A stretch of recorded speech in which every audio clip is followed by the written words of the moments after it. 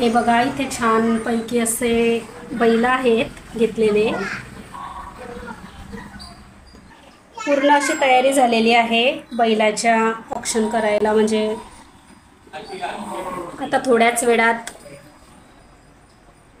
सण साजरा करणार आहे। तयारी चालू झालेली आहे। बैल सुद्धा तयार आहे, सजलेले आहेत छान पैकी। अजून तो सीनच लावू शकतो। मला भी दे दो।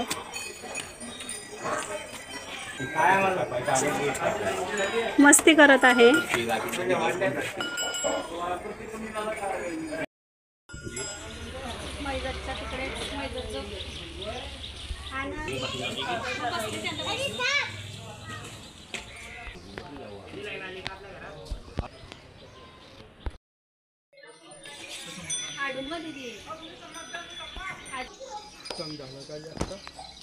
सर्व समाधान पाहिजे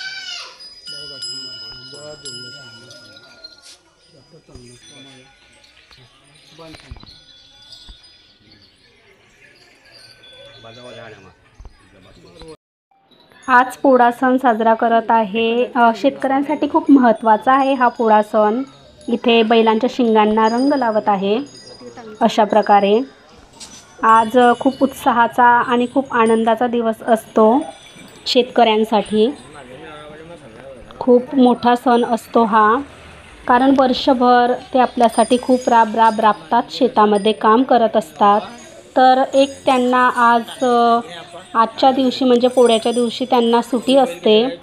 1, 2, 3 दिवस अशी त्यांना झुंपत नाही, बैलगाडीला आराम देत असतात। पोळा सण असल्या कारणामुळे इथे वेगवेगळे प्रकारचा स्वयंपाक बनवलेला आहे आम्ही घरामध्ये। मस्तपैकी असे वडे तळत आहेत आम्ही, आणि इथे नैवेद्य सुद्धा काढलेले आहे। पूर्ण तयारी झालेलीच आहे। बैलांसाठी देवांसाठी नैवेद्य काढलेला आहे। आज पोळा असल्यामुळे आमच्याकडे आज पुरणपोळी बनवत आहे। ही पुरणपोळी तळलेली आहे, तळलेली पुरणपोळी करायची आहे। आता त्याच्यात असं पुरण भरून घ्यायचं आहे। या प्रकारे तयार झालेला आहे। आता आपण लाटून घेऊ। हे अशा प्रकारे लाटू, छोटीच लाटायची आहे कारण कढईमध्ये मावली पाहिजे, बसली पाहिजे ती। तेलही तळलेलं आहे, तापलेलं आहे। तळून घेऊ पुरणपोळी।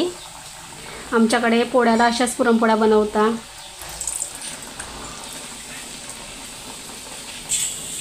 अशी पलटवून घ्यायची तिला, मग खूप स्वादिष्ट अशी लागते ही पुरणपोळी तळलेली।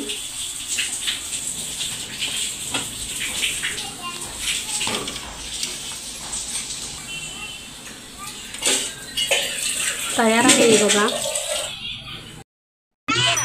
कर कृतिका,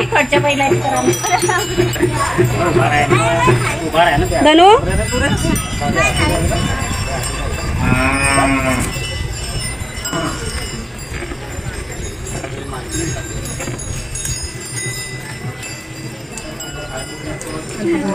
नैवेद्य दे।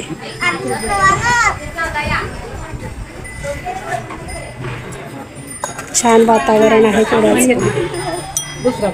मामाजवळ दे, नाही तर मामाजवळ दे। पाणी लावून नको।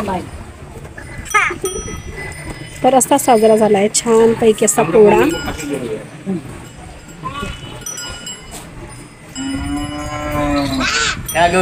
तू खाली उतरा ना कुठल्या बरोबर।